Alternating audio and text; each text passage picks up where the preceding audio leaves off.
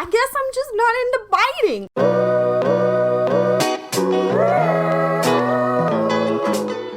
Today, I have finally presented a speed build that is completed for the YouTubes. I'm calling it a family home. It started out, I was trying to build like a typical suburban shape and sort of aesthetic going on. But then once I started furnishing, I really wanted a pink kitchen. Don't ask me why. Don't ask me why I needed it, but I needed it. So you can't have a pink kitchen and not have other pink things. So the whole house became very feminine and there's a lot of pink. Not like absurdly a lot of pink, not like Barbie, but like if Barbie was a Pinterest mom with a bullet journaling content YouTube.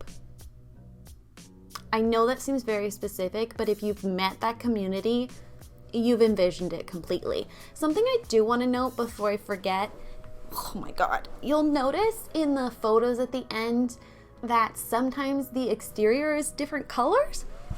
Oh my God. That's because today, when I was finishing up the build and like checking to make sure there weren't like weird details and taking photos and stuff, I realized that it was weird that the exterior of the house was like this dark gray and red brick, but then the inside was all like white, pinks, teal, and yellow. Oh my God, did you hear that? It just felt weird. It just felt a little off. So I changed the exterior last minute. Don't we love that? We love that.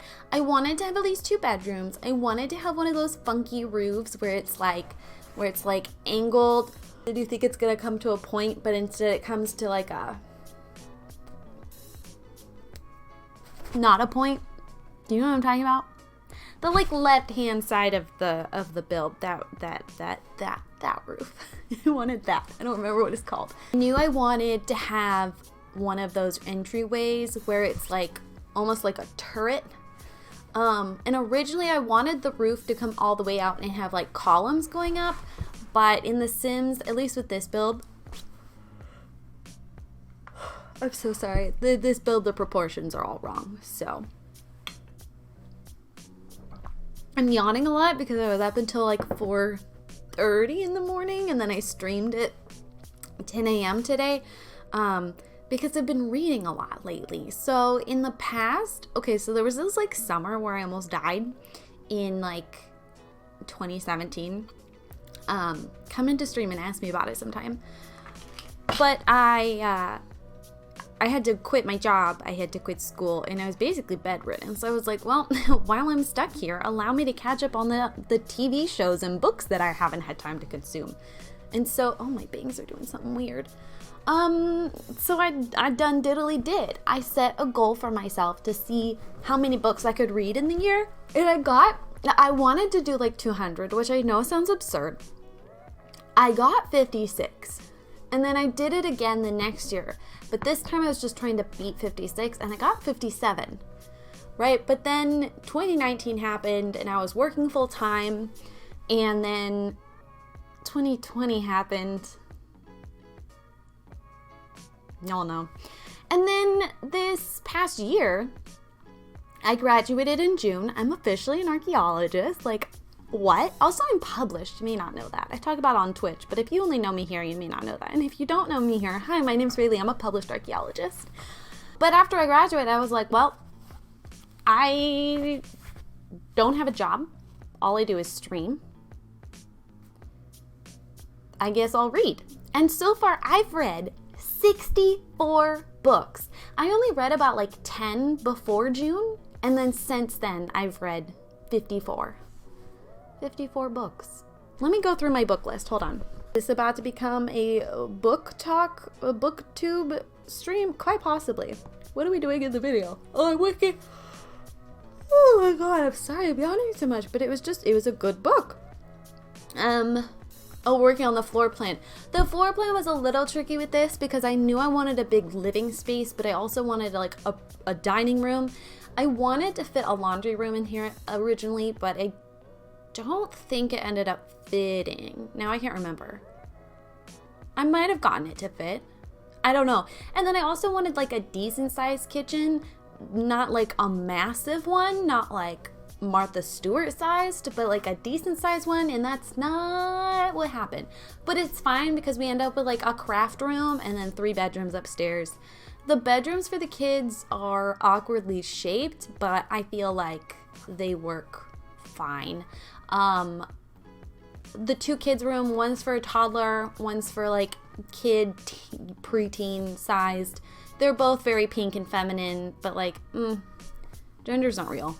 Most of what I read is fantasy. I'm a little too scared for thriller, but I try to find some fantasy that's got like a touch of thrill to it. I'm also really into like dark romance fantasy, but not to the point that it's pornographic. There were some that are a little too detailed in their depictions of the spicy time. And sometimes you just don't need to know all the details. And I don't necessarily mind if it's like once or twice throughout the books. But there's a series called, oh my God, From Blood and Ash, which was amazing. And I read all the books very quickly, and I'm very excited for the new one that's coming out. But as you get further into the series, there's so many spicy scenes that I was like skipping them. I was like, this is too much. Like 5 minutes ago we had this. Come on, guys. They like get it on in the middle of a battle in a carriage while like people are killing each other outside. Time and place, people. Time and place. Not my thing. But the like world of it is fairly interesting, so I liked that. There was another book I liked, The Mad Woman Upstairs by Catherine Lowell. Oh no, wait, no, that's just gonna, oh no, it's not. I want to show, can I just see the cover? Okay, this. I know it's reversed. Use your imagination. I thought it was really good. If you're someone who likes the Bronte sisters, this is basically like a love story to the Bronte sisters. There's a lot of like allegory to their stories. There's a lot of history shared. There's also like fictitious stuff, of course. But I thought it was really interesting, and I really loved the love story that happens. Hated the epilogue. I don't want to spoil anything for y'all, but hated the epilogue. Hated it.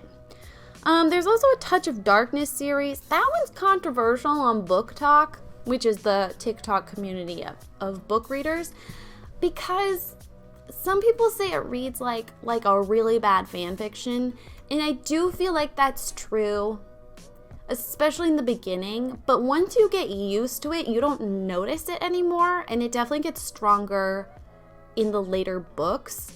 I think the reason it feels slightly cringy at the beginning is because it's a modern retelling of Persephone and Hades, but consensual, and set in the modern era where the gods still exist and are like celebrities.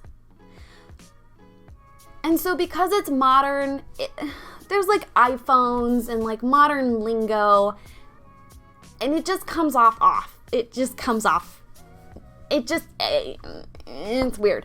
But then, like, once you fall in love with the characters, I don't know, I got over it real fast. There's another one of those books coming, too. Oh, God, I clicked on something again. This video is 22 minutes long, and we're only 10 minutes in, so buckle up, baby. What else we got?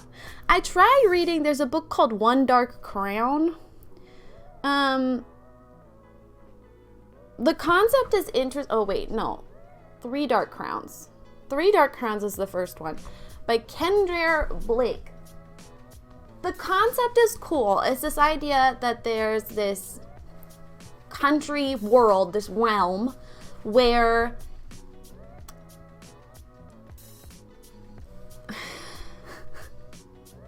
it's,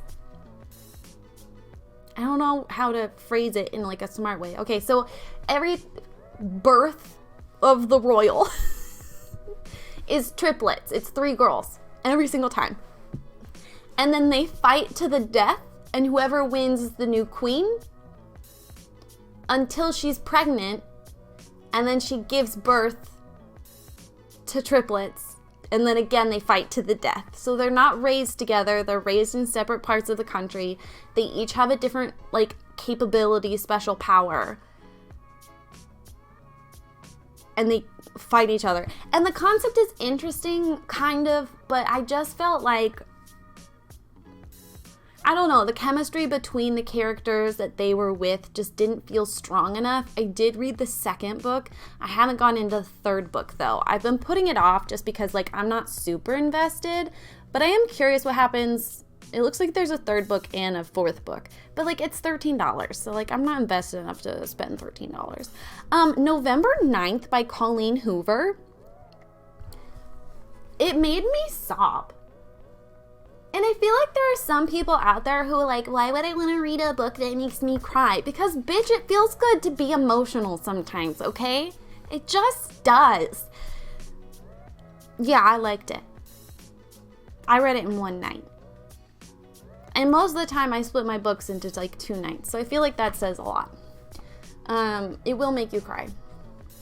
I've also been trying to specifically include books written by Black authors featuring Black characters, but then also fitting it within the genres that I already read. So there was this cool one that I really liked called A Song Below Water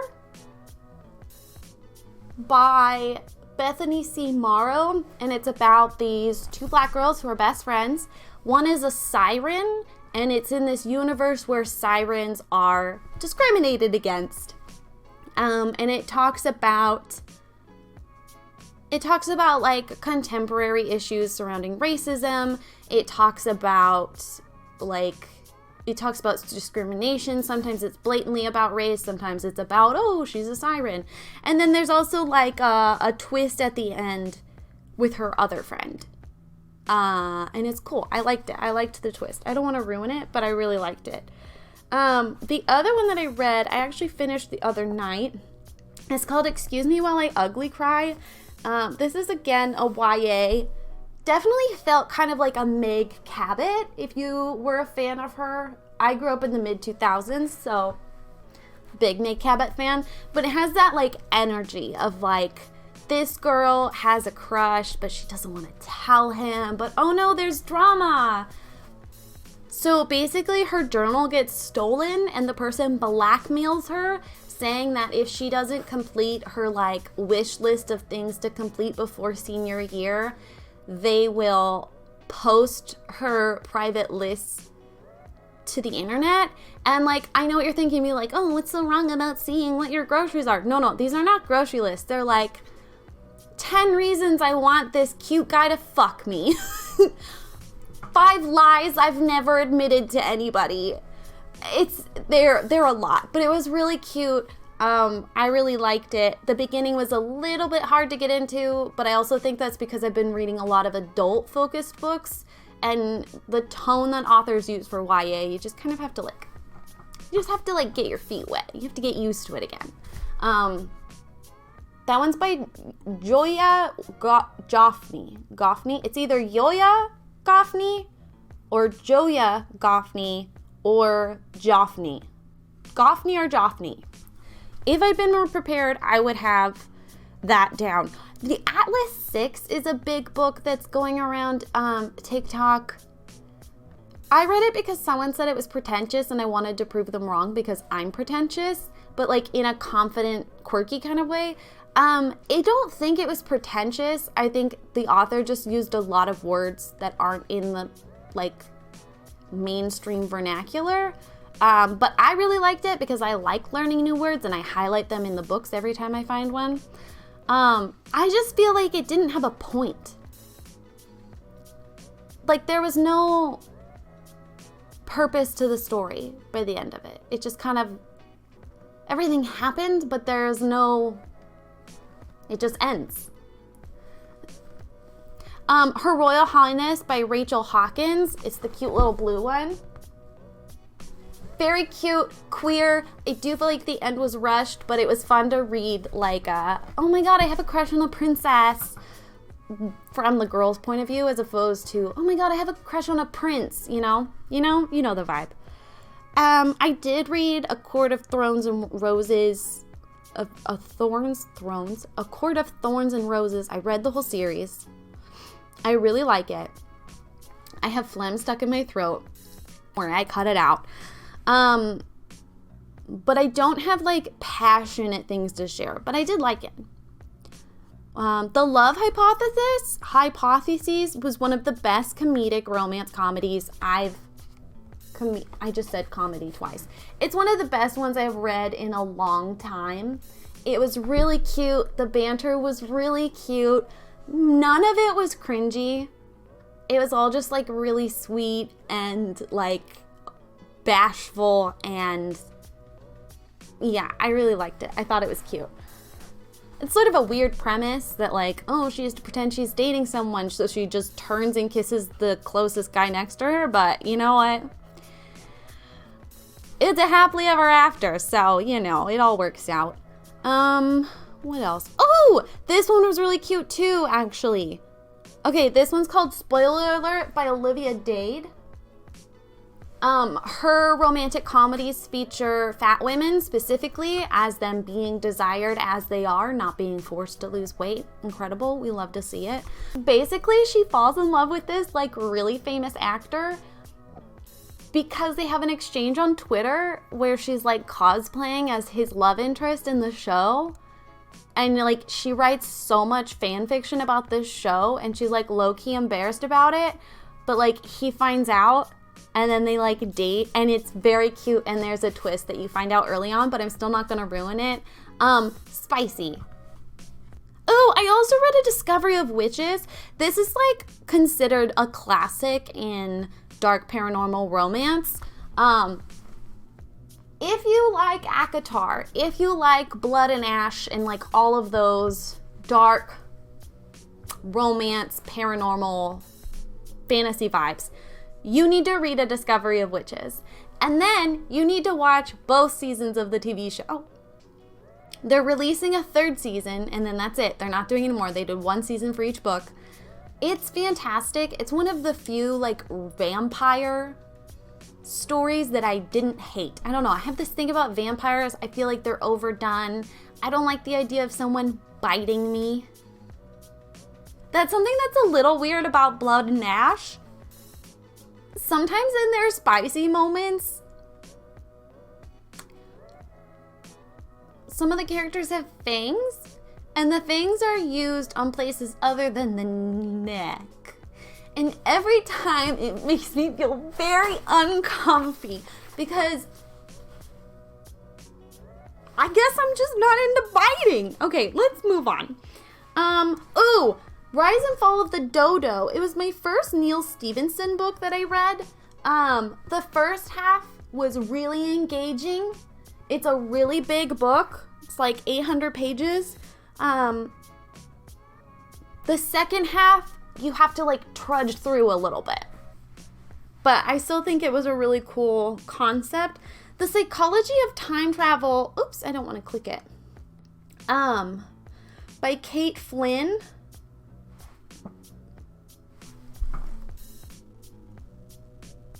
I think it was really cool. It was a time travel book, obviously.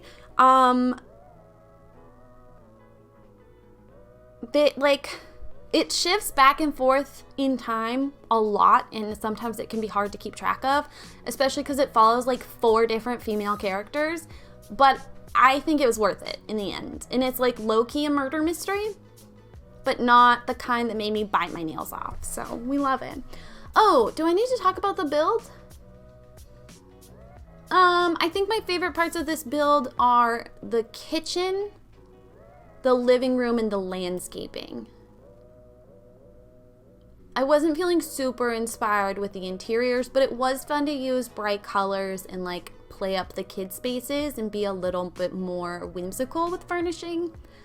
I also really liked, I don't think I actually showed footage of doing the bathrooms, now that I think about it, but I used the pink bathtubs from Cottage Living, 10 out of 10. I also built this before the plant kit came out, which was today. So that's why none of them exist. Oh my god, we're coming across screenshots. Wait, let me pick one more book to tell you about.